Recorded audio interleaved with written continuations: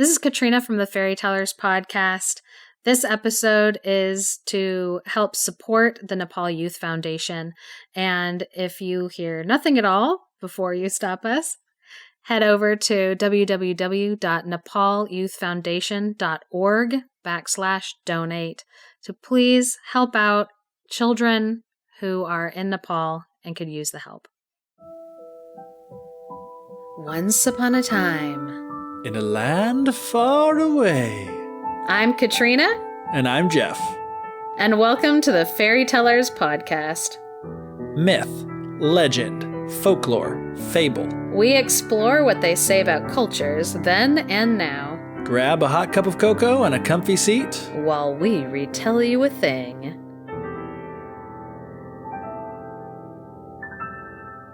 Welcome back to the Fairy Tellers podcast. Again, we've got another really special episode for you. We're making another podcast episode in support of the Nepal Youth Foundation.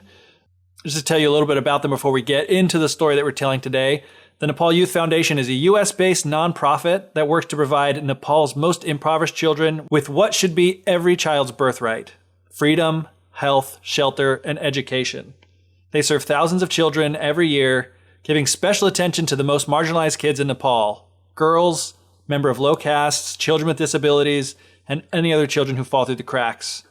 They're one of the largest non-government providers of scholarships in Nepal. There are scholarships for everything from kindergarten through trade school or university, including special scholarships for children with disabilities. And they run a beautiful children's village that provides a stable home and excellent education for 80 orphaned or abandoned children at a time. And their kinship care program allows hundreds more children to live with their extended family members who wouldn't be able to afford to care for them without the help that the foundation provides. They've also established the first counseling center for children in Nepal, and they work with the Nepalese government on extensive malnutrition interventions in rural communities. And they've even built an entire facility called the New Life Center, and its purpose is for helping kids and their families, for those kids who are living with HIV/AIDS, to maintain good health and cope with their diagnosis and learn how they can have a healthy life, even in that extremely difficult circumstance. And another cool thing about them is that everyone working on the ground over there in Nepal is Nepalese, including the president of the Nepal Youth Foundation, Sam Paneru, who is actually himself a graduate of their scholarship program, which I think is really cool. So they feel that it's really important for their programs to be of that culture and culturally appropriate. And the way that they achieve that is making sure that it's led by people that know the culture inside and out, that speak the language, and they have like a real personal and a tangible interest in seeing that these kids going through these programs actually get out there and succeed. Sadly, this year, excitingly, first of all, it was their 30th year of operation, but sadly they had plans to have a really great celebration. And, like everyone else in the world, these plans have been completely thrown into chaos because of, the COVID-19 responses in the United States and Nepal. Like a lot of places, Nepal is in a really tough spot. Nepal is actually like a developing economy, and they were just recovering from earthquakes back in 2015. And there's really high hopes for this 2020 season of, people climbing Mount Everest, because that's one of the main sources of income for this country is the tourism related to, traveling to and climbing Mount Everest. They were hoping that would do great things for their economy, but Everest climbing season is literally right now in spring while the entire country's on lockdown. Their borders are completely closed up, and travel even between cities in Nepal has been suspended.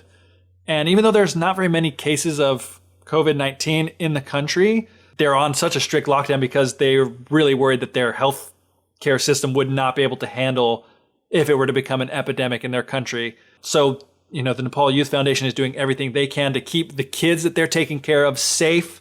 There's tons of information on their website. They're doing everything they can to keep these programs running, and especially during the COVID-19 situation.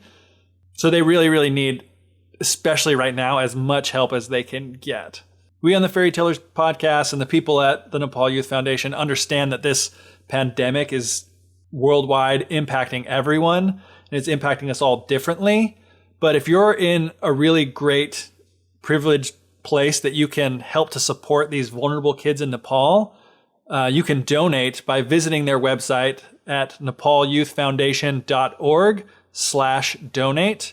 And, just think like for the cost of a tank of gas that you didn't need to buy this month because you're stuck in your home, you can help keep food shelves stocked at children's homes for a price out, at the night at the movies that you didn't get to go to because, again, you're stuck in your house. You can help pay the nurses and those staying in lockdown at the New Life Center. There are literally nurses that are staying locked in at this center with 5 orphan kids that have HIV/AIDS that don't have anywhere else to go. And they're stuck there because they don't want to risk compromising these kids by potentially exposing them to, COVID-19, the coronavirus. And for the amount of money you would have spent on a weekend trip down Route 66 to go and grab a slice of Mr. G's pizza, you can ensure trained counselors that can reach traumatized kids and families over the internet during this time of isolation and uncertainty. I know on this podcast, Katrina and I have these calls that we do over the internet. I've been, having Zoom conferences for work. I've been Skyping my family, and it's been something that's really helped me, keep calm even when I'm physically isolated from people. And I know that that could be something that would be really beneficial to these kids that are especially vulnerable. So if you're able to donate, that's great. If not, they could still use help in so many ways. Just, consider giving them a boost, linking to their website on Facebook, Instagram, Twitter, Twitch, whatever it may be, whatever social platforms there are, telling your friends and family. And if you have other creative ideas about how they could be getting the word out, you can, contact them. We're trying to do our part through our little podcast, but you can email them at info@nepalyouthfoundation.org for your suggestions, and anything that you can do to help will make a huge difference to these kids in Nepal. And we hope you consider donating or doing something to help. And with that, we'll get into the story that we have planned for you for today. An excellent story that you are definitely going to want to hear because it's the story of a king and tigers. And you want a piece of that. I do. So this story truly, when I was like, okay, I will start to do some research on folktale in Nepal. Let's see what I can find. Let's fire up the old Google machine. Let's see what we got out there. Very first thing that I ran into was I found the book, The King Who Rides Tigers. And I was like, okay, I definitely am going to read that. Because everybody right now is crazy about the Tiger King, and I want to see how I can. And it was funny because as I started to read this story, I found out that it is a animal bride tale. Oh my gosh. Which we've been doing. And so I was like, this is perfect because it both has the word king and tiger. So fire up them search engines. And then it also works with the stuff that we've been talking about. So this is a story in 2 parts that I found really interesting because they're almost 2 different tale types in the 2 parts of the story. So in the book, there's lots of different stories, lots of different tales, but I obviously went directly to The King Who Rides a Tiger because I was like, I need to read this one first. This one sounds like it's the winner. And it definitely is a winner. And I'm excited because I think I read 6 tales out of the book and there's still more. So I'm actually having a really great time reading this book. But this one, I was like, nope, it's animal brides. And this works really well. So I'll start it off. A long time ago in a valley, there was a Brahmin priest, a shopkeeper, shop owner, businessman. They use all those terms. It's not 3 different people. That's confusing. So Brahmin priest, shopkeeper, business owner guy, and a landowner, which is another kind of, the term that they use is zamandar, which means a landowner or a person who leases to tenant farmers. Right. Okay. So the word is zamandar. There's not a good quick translation of it. So, but that's kind of the rundown of it. So there were these 3 different, really well-off guys, and they all said to themselves and then to each other, this valley is running out of room. If we were to divide up all of our land holdings to give to our children, they would barely have any space to actually make a living from the land. And the Brahmin priest even said, yes, there's so many Brahmin priests out here that you cannot make a living from like being this religious leader. And so I'm also going to go out into a new place. So they all decided that they were going to set off and go to an uninhabited side of land. But as they were walking, they came across a farmer, a Magar farmer. And Magar is a group of people, like a cultural group of people. Okay. And so, but he's a farmer, and so he's kind of like of a lower degree of like wealth. Right. He would be like way below them. So they ran into this guy and he said, oh yeah, I was having problems finding places to farm too. And I thought that I would have better luck also going. So now these guys are like, great. Now we got this like farmer who's like so beneath us, traveling with us. This is the worst. So what they did when they finally got to this new area is they said, hey, we want to settle in the portion on the south side of this like mountain. You should settle on the north side.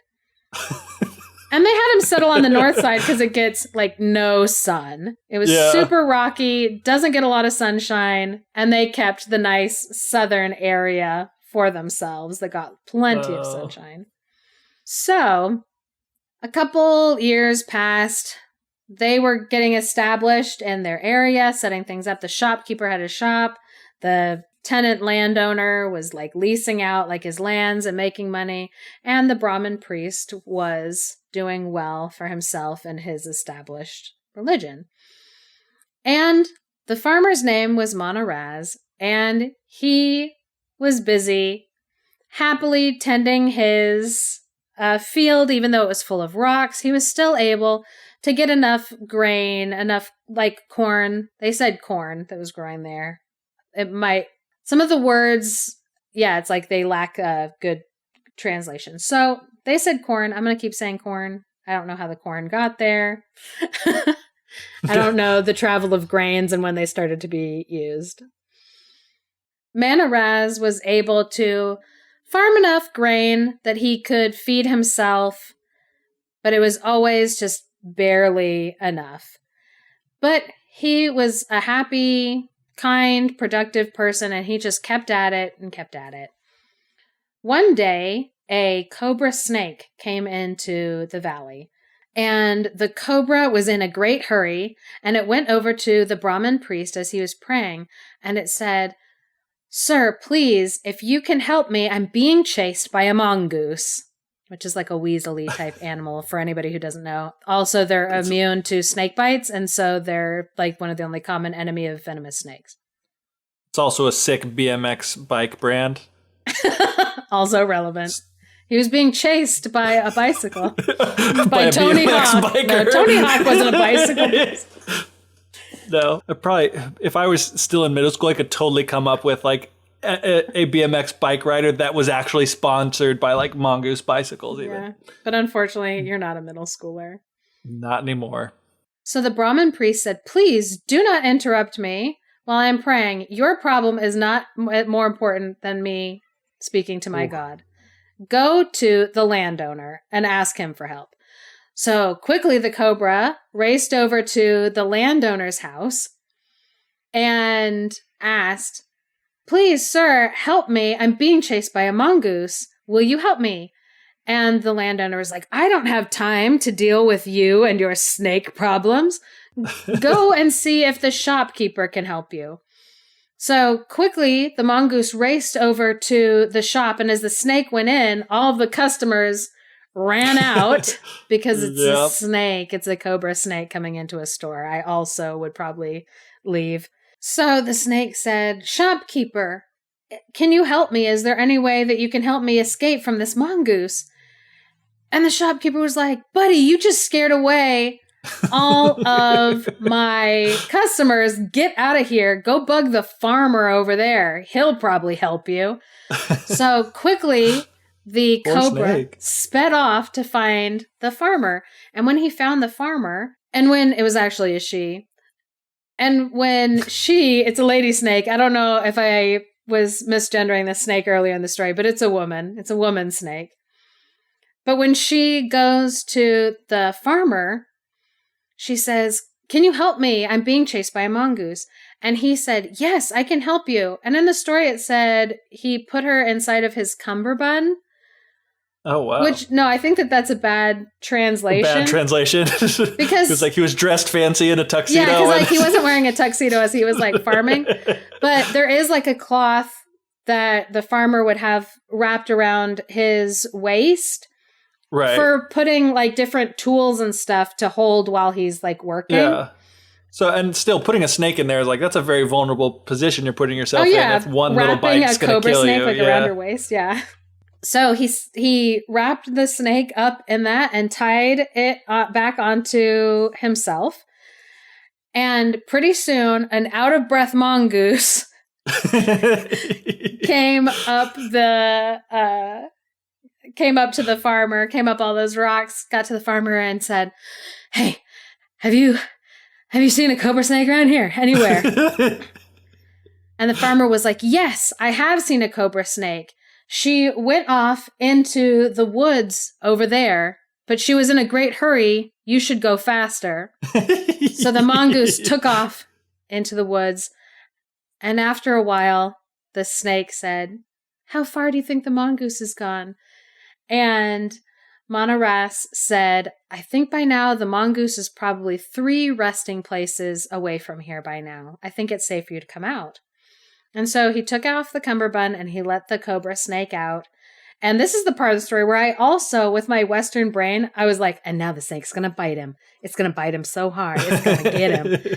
Because like my brain is telling me like that like snake's deceitful. It's evil. Yeah. But no, the snake wasn't evil. The snake was like, "Thank you so much for your kindness. I want to give you something in return." And the farmer was like, "No, that's all right. You're a snake." Like, I don't know what you have. I know I'm over here raking rocks, but you're still a snake. I don't know what you could have that I could possibly benefit from.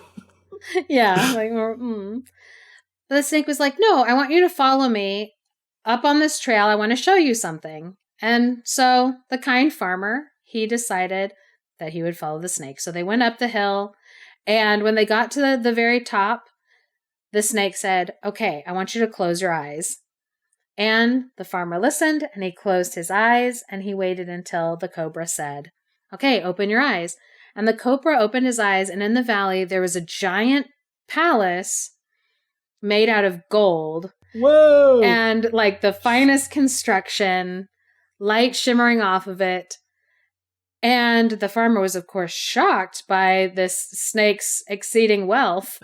And he followed the snake back to her home.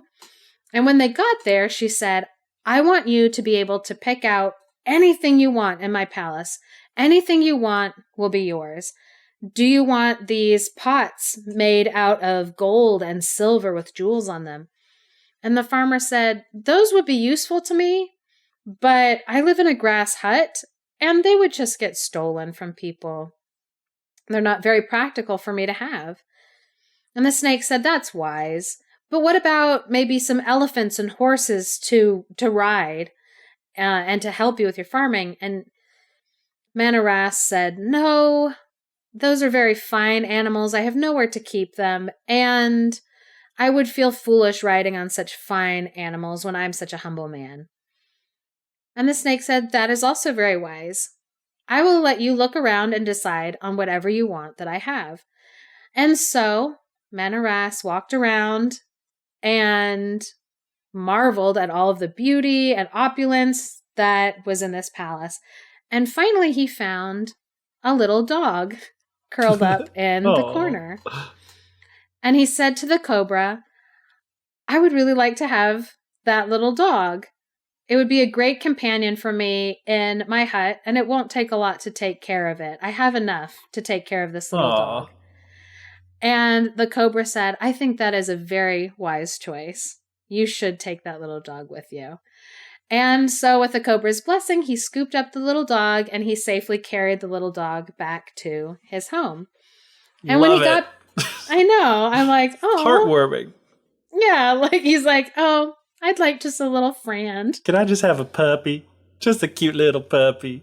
So when Manaras got home with the little puppy, he made them each a simple meal of grain, and then he ate some food, and then he offered a portion of it to his little dog. And the little dog refused to eat any of the food. And he thought, oh, I hope this little dog isn't expecting a fancy meal. Oh, man. Because I don't have a lot to offer. He's like, but maybe the dog ate before we left, and so he's still full. And so he made a nice little bed for his dog to lay between him and the fire so that the little dog would stay warm and comfortable in the night. What a quality guy. He is. He's such a good guy. So he went to sleep, and in the morning he woke up, he fixed himself a simple breakfast, and he tried to feed his dog. And again, the dog refused to eat any of the food. Uh-oh. And so he said out loud to the dog, I hope that you're not a spoiled little girl. Because this is all I have to give you. But if you're hungry, I hope that you'll be sensible and eat some food. So then he left the dog a bowl of water, asked her to keep a good watch over his house, and he went out into his fields to do his farming and move some of the rocks to keep clearing that patch for himself to have more space to grow stuff. Once he was out of sight, the dog did a nice little sunny good morning stretch, stood up, barked, and turned into a gorgeous woman. Oh. Plot twist. Plot twist. So she went around, cleaned up the little hut, and then she stamped her foot 3 times, and bowls of rice and delicious curry appeared on the table. Nice. And she took a portion for herself, finished eating, and when she heard her, I don't want to say master because she's a human person now. Yeah, it does seem really weird. But when she heard the farmer coming back up the hill, back to his home, she barked and then turned back into a little dog, and she curled up by the fire. Aww. So Manaras walked in, and he saw that there was a plate of food laid out for him already. And he was like, where did this come from? Definitely wasn't expecting this.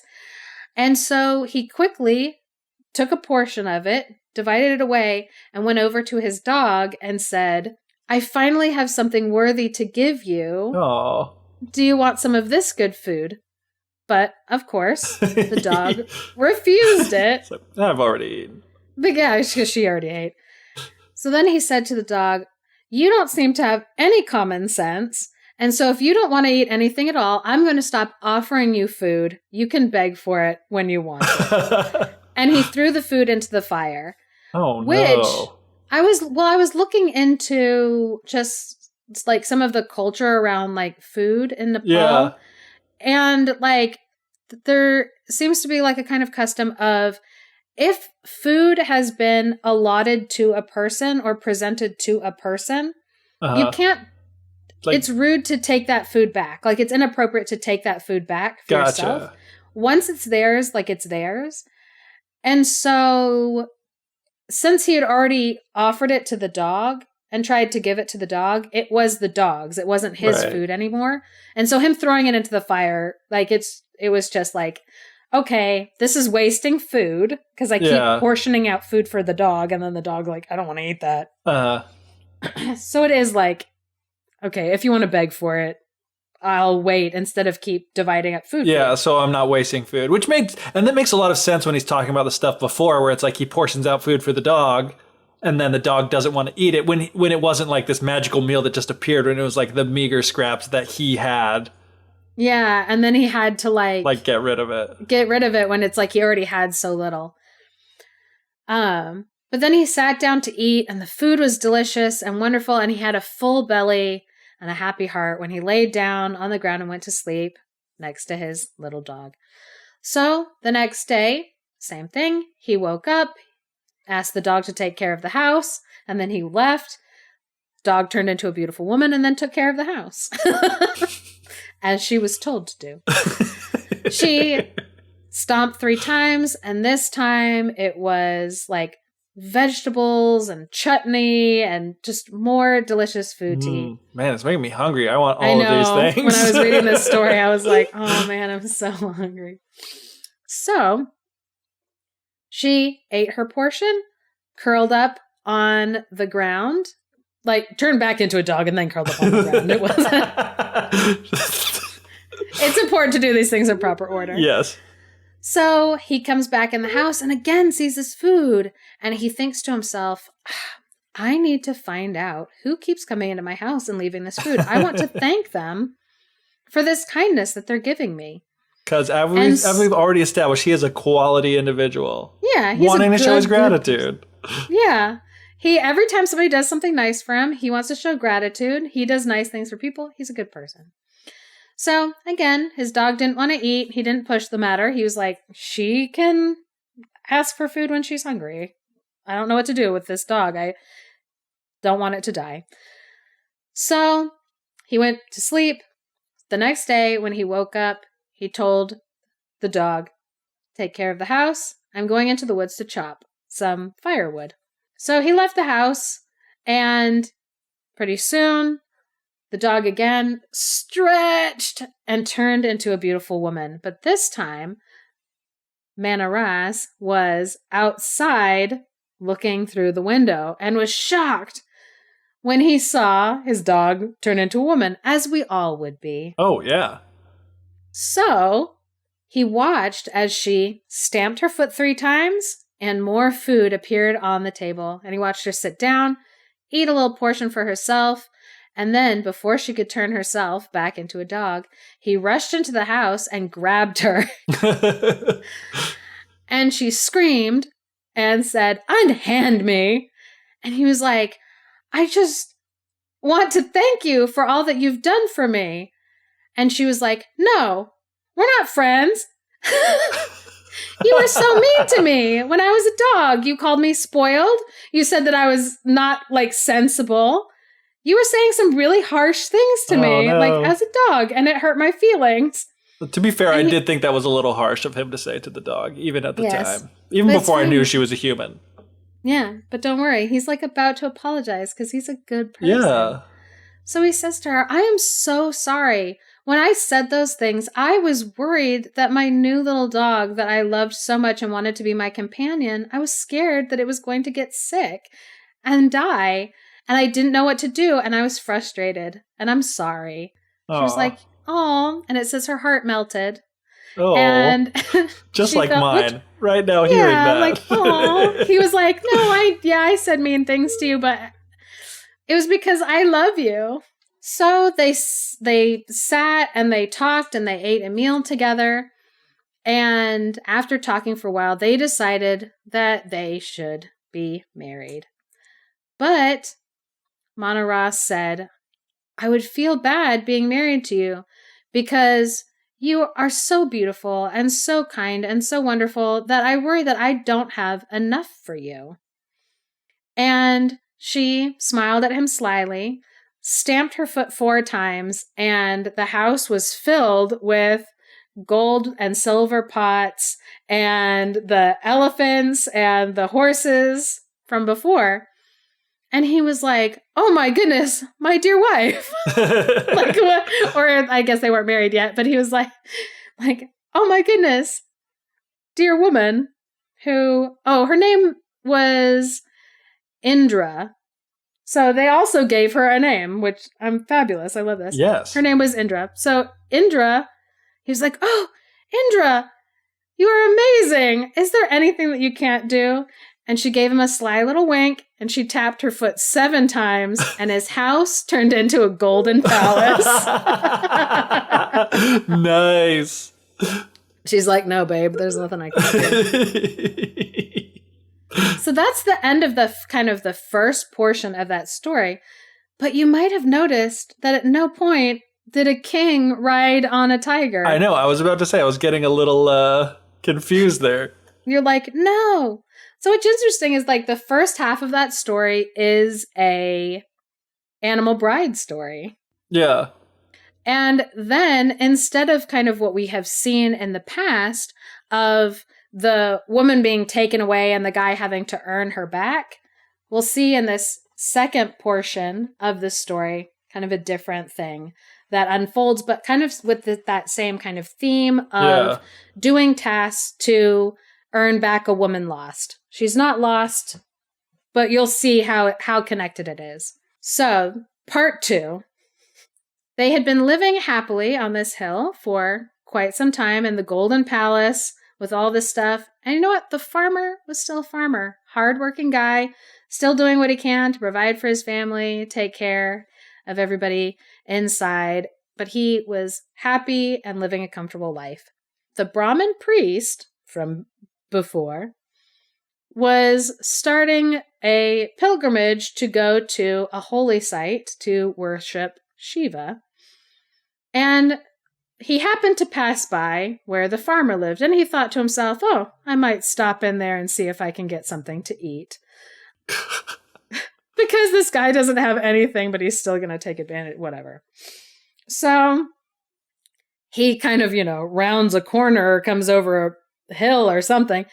Suddenly, the palace came into view, and sitting outside was the beautiful Indra brushing her hair with a golden comb, which I thought was interesting. Yeah. That it's just golden comb, because that's something that kind of pops up in fairy tales of magical objects. It's not a magical object in this story, but it's just interesting. Just that it's a golden comb. Yeah, when those like little objects kind of like pop up and stuff. I think we might not have talked about golden combs yet. We've talked about golden carding combs, which are completely different. Yeah. But golden combs, golden mirrors, they pop up in fairy tales. But this time, it's not a magical object. Just a gorgeous woman brushing her hair. So,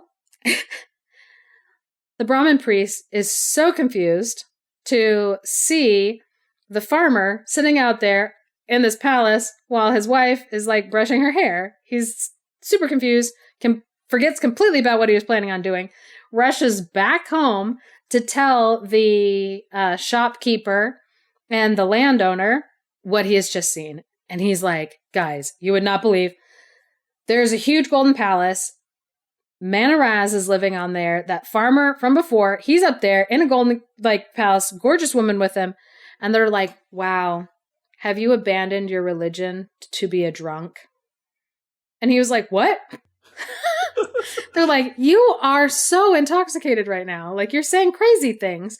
And he was like, no, I would never drink. And follow me and I will show you. They were thinking it was a huge joke, but they decided to follow him. And when they followed him, they saw the Golden Palace for themselves. And they were like, this is not right. This should not be happening. This man should not have all this wealth. We are going to go and tell the king. Uh-oh. So they quickly left to go and tell the king that there was a man living in a palace that rivaled his palace and that he should be concerned about it. Yeah. So the king thought clearly they exaggerate, but it has been a while since he had been out and among the people, and so he decided that he was interested to kind of view how other people lived, and it was worth the excursion. So he dressed himself up as a yogi, so as not to draw attention to himself as the king. So after he had dressed himself in his costume, he went out on a journey to see what he could find. And when he got there, he saw Indra sitting outside, brushing her long hair with a golden comb. And he thought, that is the most beautiful woman I have ever seen. And I want her. Oh, no. So he went over to the palace Or not the palace. They had the golden palace, not his palace. The farmer's palace. Which is not a phrase you hear often. The farmer's palace. The farmer's palace. That is what I'm going to name my restaurant. Ooh, yeah, that's a good one. The farmer's palace. And you stomp 3 times and then unveil the food. There's dogs everywhere. They're the servers. Anyway, my business model is falling apart as I speak. The longer you talk, the worse and worse it gets. Whatever. If there can be like cat cafes, there can be my dog. They probably just shouldn't serve the food. Yeah, I was thinking the health department might have a few things to say about it, but yeah, that's understandable. Anyway, my small business plans are ruined, but whatever, Jeff. Anyway, so dressed up as a yogi, he goes over to the farmer's palace, and when Indra sees him, she knows who he is immediately, and she knows that he's up to something. So she quickly goes and she covers her face in dirt and soot so that she can hide her beauty. But she didn't know. The king had already seen her from way far off and knew she was a hottie. So he got there and he said, "Ma'am, I am a poor, humble man and I am very thirsty. Would you be able to give me a drink?" So she filled him up a container of milk and she brought it out to him.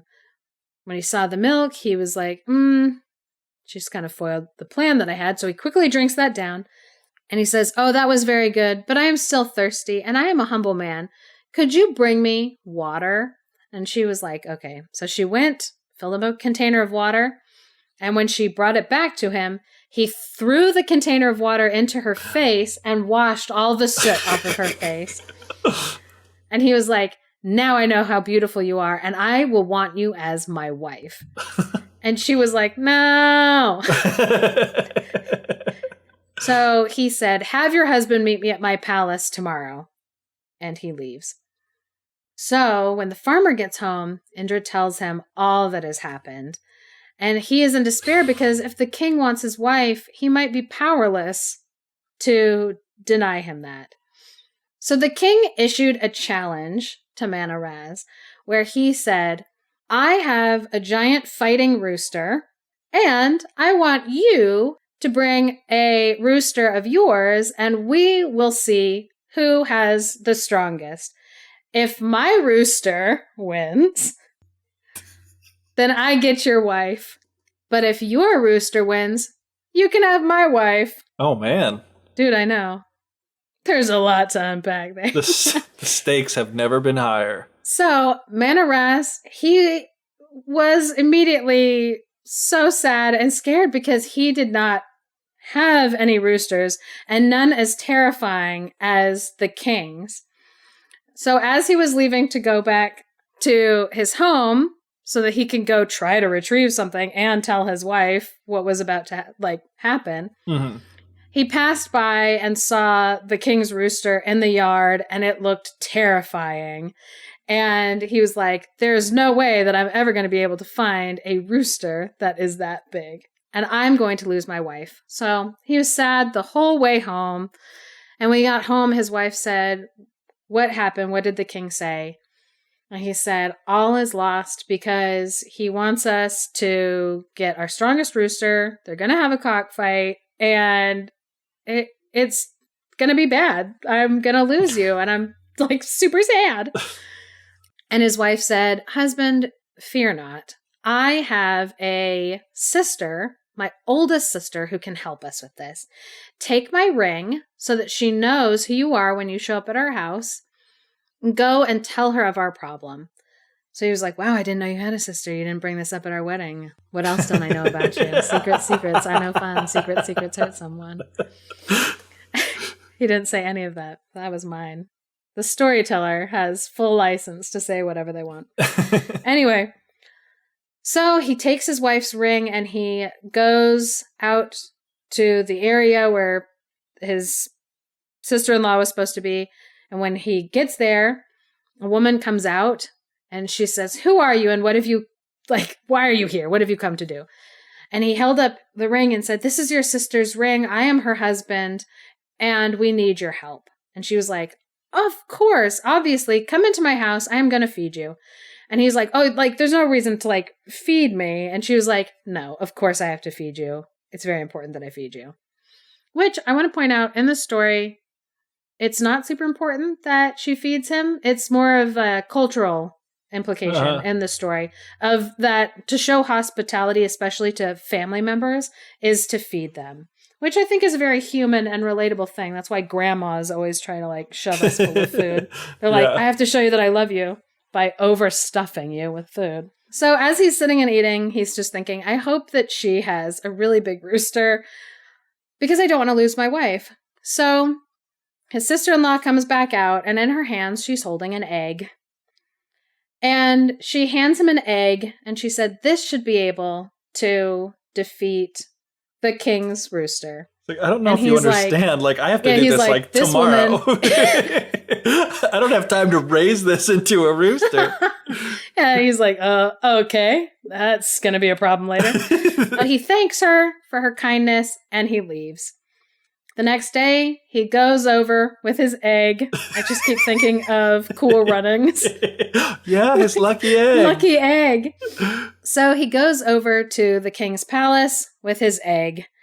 And when he gets there and he shows the king what he's brought, everybody in court, of course, starts laughing and ridiculing him. And the egg cracks open. And what do you think popped out of the egg, Geoff? A huge, terrifying rooster. That's what I thought was going to happen too. But no, it's just a little chick. It's like a newborn chick. And so everyone laughed even harder. Yeah, they're like, what are you going to do, man? So everyone was ridiculing him. And the king said, well, put him in there. Let's see what happens. And so he sets his little chick in there. And poor Manaraz, he has such a tender heart, and he's like, oh no, this little I'm going to watch this little chick get massacred. Yeah, he's like, this is going to be so bad. So he puts his little chick in there, and the king's rooster gets let out, and it's amped up, it's aggressive, it's angry.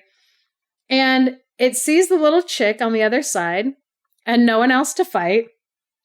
And so it just starts scratching the ground, looking for food, not really finding any food, and then the king's rooster just sat down. And everybody started to laugh because they realized that that little chick had defeated the rooster. Oh my gosh. And so the king was like, no. Like, that doesn't count. That's not defeating. Like, that's just avoiding, like, the confrontation.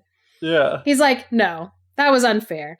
So the king said, I have a second challenge for you. We are going to fight goats.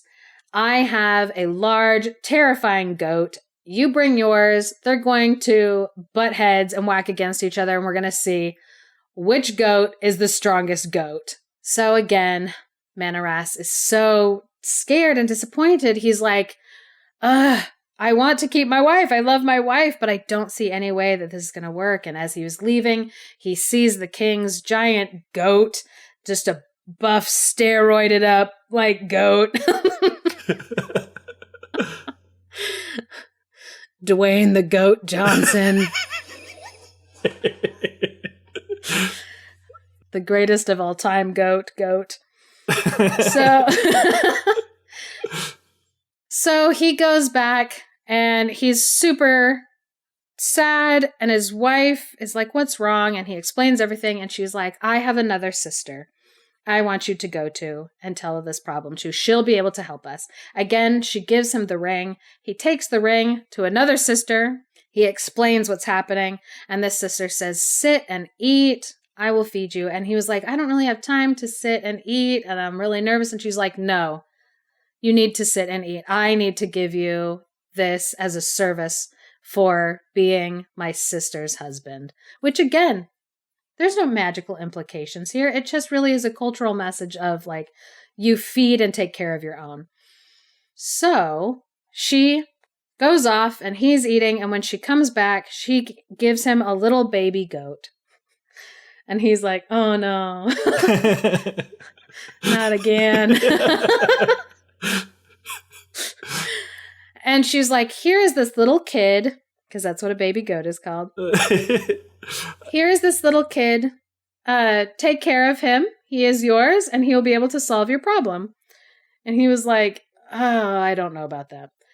So he goes back to the king the next day, and again, he comes out with a baby goat. Everyone laughs. How ridiculous for you to bring out this baby goat. So they put it in the fighting ring, and the king's super buff, super like jacked up, like goat's like, yeah, bring him at me. And that little baby goat is just like bleating and looking lost and confused. And the big ram, he starts, scraping his foot on the ground, and he starts charging at this little baby goat. And as it gets closer and closer and closer to the baby goat, the little baby goat bleats, hops out of the way, and the goat, full force, hits against the palace wall and breaks its own neck. Falls down dead. Like, that is clearly being beaten by the other goat. Okay, maybe the rooster sitting down is, like, not being defeated, but when your goat dies... When your goat died trying valiantly to, like, rip apart another goat, it's like, oh, that's fair. Everybody cheered except the king, who was fuming mad because he thought that this was going to be pretty easy to beat this guy in fair combat and just take his wife in more or less, not an honorable way, but, like, have some reason to do it. So he says to him, tomorrow I want you to come back with a tiger's milk. Tiger's milk. I was going to say, it was going to be 1/3 thing, and this is finally where the tiger's going to come into, but I was wrong. It's tiger's milk. Yeah. He's like, I want you to bring me tiger's milk, which, as we said in the other story, is basically saying, go kill yourself. That's like what it means. I've got a good new insult for people. And since he was the king, there was nothing that he can do. And yeah, the king had said, bring me tiger's milk tomorrow. And if you don't come here by tomorrow night, I'm going and I'm taking your wife. So he's basically saying, disappear. Go get yourself killed and leave your wife a widow. And I'll come and collect your wife after you're dead. Exactly. So now Manaras is so sad. So he goes to Indra and he says, I'm so sorry. We did everything that we could, but now the king wants me to go and get tiger's milk. And I'm not going to be able to do that. And I'm going to lose you. And Indra said, you do not have to worry. I have a little sister who knows exactly how to help you. And he's like, if I get a baby kitten right now. He's like, also, how come you have so many sisters that I've never heard about? Why weren't they at the wedding? Why weren't they at the wedding? So he takes his wife's ring. He goes, and this young woman, when he gets to her palace, this young woman comes out and she says, what are you doing here? And he's like, I am your sister's husband, and we need your help. And he has the ring, and she was like... And I know this is new for you, but this is my 3rd time doing this. Yeah, like, sort it out. And she was like, I am so happy to see you. I am so happy that my sister is married to somebody so great and wonderful. Aw. And I know. And she's like, come inside, I will feed you, and tell me everything that you need. And he says, I don't have time because I can't eat right now. I have to get back as quickly as I can to the king. There's not a lot of time. He's going to come back to my house and he's going to take your sister. And she was like, you have time to eat. Sit and eat while I go get you what you need to solve the problem. And he's like, okay. So he sits down and he's eating. And then the little sister walks out with full-grown tigress. Oh, geez. And she was like, I was thinking that instead of me getting you tiger's milk from this tigress, that the king could argue with you about whether or not it came from the tiger or not. Oh. I think it would be better if you just take my tiger and milk her for the king so that he can, like, see you do it. Oh, my gosh. And Manaraz is like, oh, my gosh, why do you have a tiger in this house? She's like, I am the tiger queen. And Hey, all you cool cats and kittens. Hey, all you cool cats and kittens. Okay, so Manaraz is, of course, like, why do you have that tigress in your house? That's horrifying. And the sister's like, no, it's totally fine. This is a wonderful tigress. She's very calm. She's a little nervous around strangers, but she will warm up to you. It's fine. And I was thinking it would be faster. You said you had to leave here quickly. You should probably just ride the tiger. And he's like, no, of course, that makes complete sense. No, you're a crazy person. And so she pulls out this like jeweled saddle and she puts a jeweled saddle onto the tiger and puts it up. And the tiger, totally calm and cool with it. And then she helps Manaraz get on it and they go off on their way and they're making their speedy journey down the road. And it was a fast way of moving. So the king in his palace is, watching the sun start to go down in the sky, and he's thinking, soon I'll be able to go claim this woman as my wife. I'm so excited. It's a really good day to be me. And then off in the distance, he hears the little jingle jangle of bells or jewels, and he thinks, what could that sound be on? It's moving pretty quickly. Is this somebody's very swift horse coming? And around the corner comes Manaraz riding on a tiger. And the king is terrified because he's like, no, don't bring that here. Don't bring that in my house. That's horrifying. So he freezes on the spot. Manaraz gets up close to him and the king says, no, it's fine. Your wife can stay your wife. You keep your wife. I'll keep mine. We're all good. Please don't bring that tiger here. And Manaraz said, no, I said that I would get you tiger's milk. And I'm not making this up. He squeezes the tiger's teat and it sprays milk all on the king. And then he rides off home, which I'm like, wow, that's a diss. Yeah. And then he rode off back to his house. Well, you might notice this story was called The King That Rides a Tiger. So, Manaraz wasn't a king. We're getting there. So, all of the people who had witnessed all of these things happen, they're like, we're ashamed to have this man as our king. He was because kind of a jerk. He has acted so dishonorably. Yeah. And the way that he's been treating this guy, trying to get this guy's wife. We don't want this man to represent us. We want a man to represent us like Manaraz. And so they made him their new king. And so he was the king who rode a tiger. The real Tiger King. Yes, Manaraz. Manaraz. So yeah, of the things to point out with that story of the tail types that we've already covered and stuff, we had talked about animal brides, how they usually display a certain amount of ability to upkeep a house. Yeah, the domestic. Yeah. The tasks they were always supposed to do were all these domestic tasks. Yeah, exactly. And I think of the most recent episode of The Frog Princess where it was bake bread, make me a shirt. It was the king that was having his son's wife do these things. Like you said in that episode, pointing out these domestic tasks that they're doing. And it was similar in this one too, where it's making all this food, but magically. Yeah. She would kind of tidy up the house and make him good food. And that was her kind of domestic prowess. And so that same kind of theme worked even in this story. Yeah. And then I really like the twist of instead of, him finding out that she's an animal and then she has to run away or whatever that we've kind of seen common is there's a person who wants to take her from him and he still has to do these tasks to keep this woman. Yeah.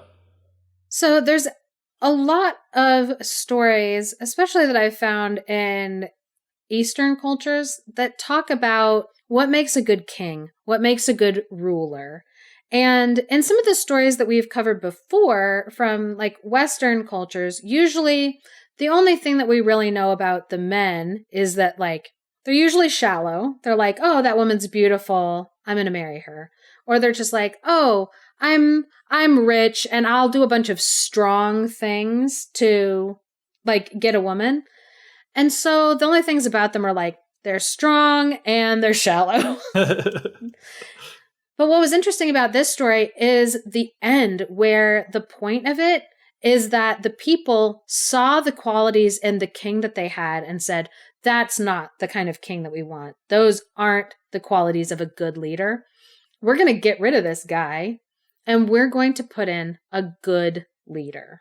Yeah. And Manaraz was like the whole time just great. Like he was so kind, helping innocent animals, you know. Yeah. Because even when he was like speaking harshly to the dog, it was out of a place of love and concern that he was like, I hope that you're not like a spoiled, stupid dog. I really want you to live. Like, and who among us hasn't said harsh words to our dogs? Exactly. Like, we speak harshly to our pets because we don't think that they can really understand what we're saying. Yeah. And so it's interesting to me, like the story that we have this guy who has all these really, really great qualities the whole time. And they're not qualities that are even like rooted in what I think we in Western civilization would think of as traditional masculine qualities. Mm-hmm. Because the things we love about him are that he is kind and sensitive. He's humble. He's hardworking. He has a very like noble masculinity, a gentle masculinity. Yeah, for sure. Manaraz 2020. Oh, that would be great. So also the story, when it sets up the different men kind of at the beginning of the story, it actually reminds me a lot of the story of the Good Samaritan in the Bible. Yeah. That the story includes characters who traditionally are supposedly supposed to be really good people. They're wealthy. And so a lot of the times people equate like wealth with like just having a noble personality or like good qualities. Yeah. But really, no, you can be rich and be a terrible person. Yeah. You can be poor and be a terrible person. You can be poor and be a rich. Nope. You can be poor and be a rich person. We like, exist. Nope, wrong. And what the story of the Good Samaritan sets up is that like these people who are supposed to be like good religious people, who are supposed to be pillars of their community, they keep refusing to do the right thing. And that's kind of how this story starts off with a snake needs help, and all of the people who you might think of as like, oh, they're wealthy, they're probably have good character because of their wealth. It's like, no, your wealth says nothing about the character of person that you are. Yeah. And they each turn down helping the cobra. And then in the story of the Good Samaritan, the reason why that story was being told in the Bible was because Samaritans were a group of people who were traditionally looked down upon. Yeah. And so showing that somebody who's traditionally looked down upon is willing to help other people, it was to point out that fact of just because you're in a higher like caste doesn't mean that you're a better person. And this story sets that up too. Yeah. Because at the beginning, he's a Magar farmer, and that was kind of a tribe that all of the people always had kind of lowlier jobs. And so then were placed in like lower castes, and so were thought down upon. But in the story, he's the only person who would help the cobra. And so he was rewarded for his goodness. This is such a great story. There was like so much to it. I kind of wish we had like stopped to talk at the half, because I feel like there is so much to talk about like in that first half and in the second half. And it was just like really interesting. This, like I said, I think midpoint, but it's like, I want to see a movie version of this story so bad. Oh, yeah. It would be amazing. What's also interesting to me is that in this story, you had things happening in threes, like a lot of fairy tales.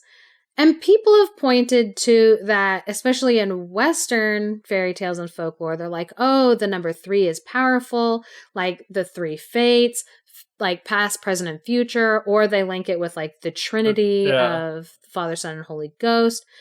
And so when it comes to this story and things being linked with 3s, it helped me think more about maybe I fall outside of that belief. And now I'm falling more into the belief that things happen in threes because it's good storytelling. It's good, like in comedy, they talk about the rule of threes. Uh-huh. The first is to explain what happens. The second is to establish a pattern. And then the third is to like subvert the pattern.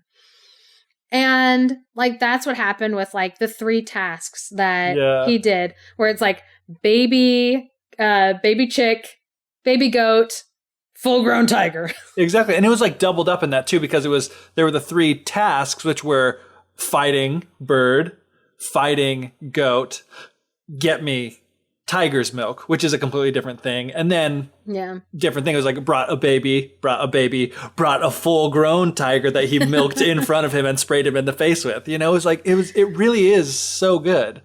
Yeah. Or even the 3 days where the woman is like the dog.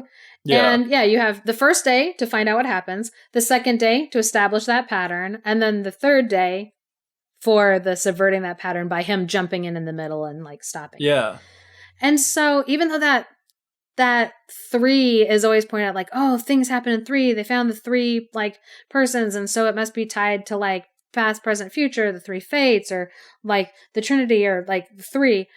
And I'm like, you know what? The more that I'm looking around the world and seeing that happen, the more I'm leaning more towards like, I don't know. I think a lot of the time it's just because it's good storytelling. Yeah, I totally agree with you. I was just thinking, I'm sure I'm not the only person who has ever thought of that and disagreed, but yeah, it is interesting. It is what makes it like, I was so enthralled every step of the way along this story.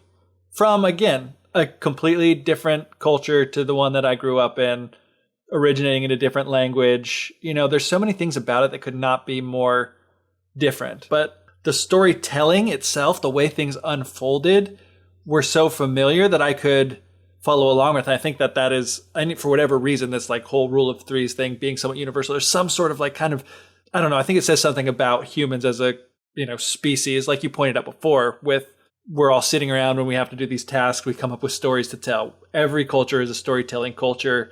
And for whatever reason, we all tell stories in such a similar way that we can understand the stories.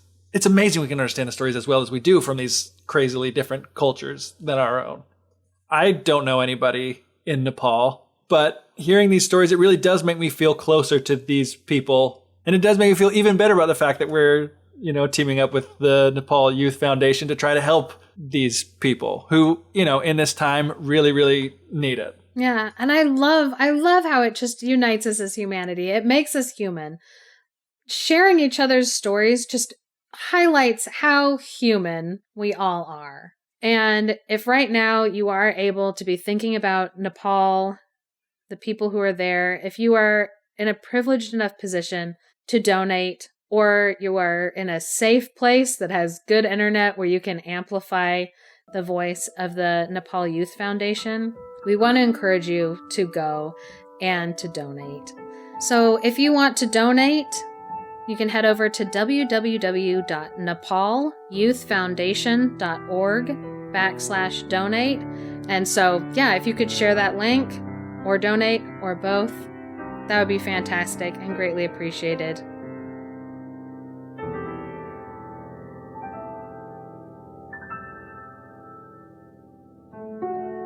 Thank you for listening to The Fairy Tellers. If you are enjoying what we're doing, please support us by leaving us a review or share us with your friends. Special thanks to Andrew Forey for our music and Clarice Inch for our artwork.